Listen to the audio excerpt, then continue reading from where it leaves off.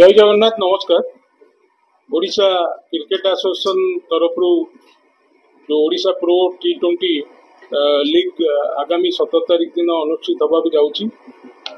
तो यहाँ बहुत दिन व्यवधान ने जानते हुए आप OPL होता फ्रांचाइजी मोड रे OCL आम करूँ प्रत्येक वर्ष PCM सहित बट यहाँ फ्रांचाइजी मोड रे पुणी फर्स्ट टाइम पुणी आरंभ करूँ। तो फास्ट एडिशन बहुत शॉर्ट नोटिस भितर आम ऑर्गेनाइज करूँ कारण ये समस्त मैच को स्टार स्पोर्ट्स रे लाइव टेलीकास्ट करा दिबो एवं OTT प्लेटफॉर्म जी की फैन कोड से लाइव करा दिबो।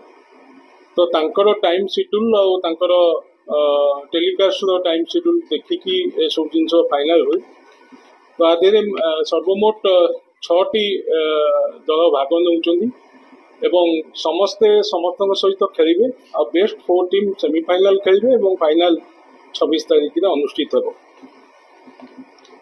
आमर 17 तारीख रु यहाँ 26 तारीख पर्यंत चलो दिन में गोटे मैच एवं दिन 2टारे गोटे मैच और संध्या 7टारे गोटे मैच अनुष्ठित हम। तो ओपनिंग सेरिमनी रे आमर ब्रांड एम्बासेडर जी की इरफान पठान ब्रांड एम्बासेडर अच्छा आमर former international player Debashish Mohanty सी अच्छा सी जेहेतु BCCI रे कंसाइनमेंट अच्छी सी ऑस्ट्रेलिया टूर रे जाउछन।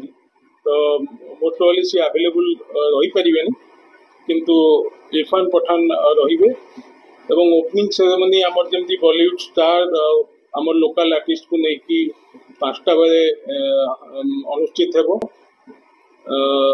प्राय 2 घंटा धरिकी चलो और 7टा बेले संध्या 7टारे गोटे मैच जोटा कि भुवनेश्वर टाइगर कटक पैंथर सहित खेल।